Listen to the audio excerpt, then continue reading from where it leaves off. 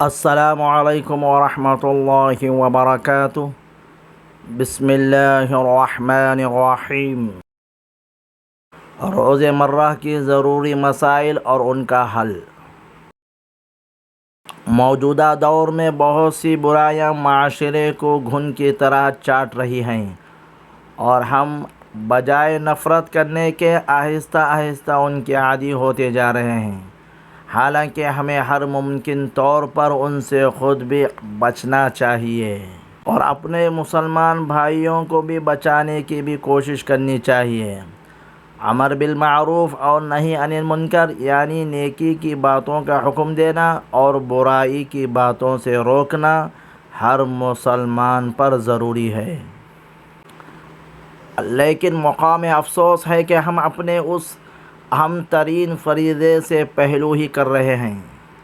اللہ تعالی شانہ نے اس دنیا میں انسان کو بے شمار نعمتیں عطا فرمائی ہیں، جن میں بعض نعمتیں ایسی بھی ہیں کہ اگر انہیں اسلامی ہدایت کے مطابق استعمال نہ کیا جائے تو وہ بجائے نعمتوں کے زحمتیں بن جاتی ہیں۔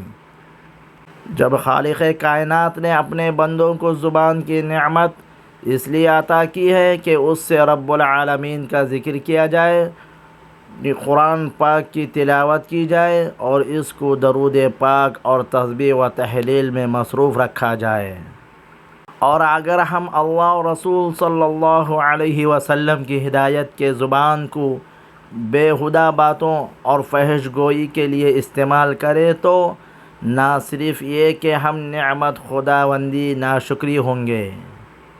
ایک حدیث پاک میں حضور صلی اللہ علیہ وسلم نے ارشاد فرمایا، فحش کلامی کرنے والے پر جنت حرام ہے۔ ایک اور حدیث میں ہے آپ صلی اللہ علیہ وسلم، جہنم میں کچھ لوگ ایسے بھی جائیں گے جن کے منہ سے بدبودار گندگی نکلے گی، وہ جس سے تمام اہل جہنم فریاد کریں گے اور پوچھیں گے یہ کون لوگ ہیں؟ انہیں بتایا جائے گا یہ وہ لوگ ہیں جو دنیا میں فحش گوئی اور کرتے تھے۔ معلوم ہوا کہ فحش گوئی کا ارتکاب کرنے والا نہ صرف یہ کہ دنیا میں اپنی زبان کو گناہ آلودہ کرتا ہے بلکہ اپنی آخرت کو بھی تباہ و برباد کر لیتا ہے اور جنت میں جانے کے بجائے جہنم کا ایندھن بن جاتا ہے۔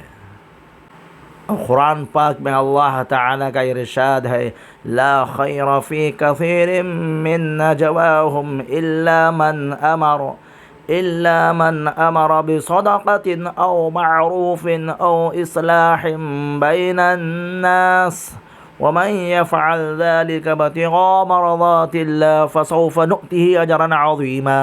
ان کے اکثر پوشیدہ مشوروں میں کوئی بھلائی نہیں ہے سوائے اس شخص کے جو صدقہ دینے کا حکم دے یا نیکی کرنے کا حکم دے یا لوگوں میں صلح کرانے کا۔ جو اللہ تعالیٰ کی رضا جوئی کے لیے یہ کام کرے تو عن قریب ہم اس کو اجر عظیم عطا فرمائیں گے۔ نبی کریم صلی اللہ علیہ وسلم نے ارشاد فرمایا، اپنی زبان کو بند رکھ یعنی خاموشی اختیار کر۔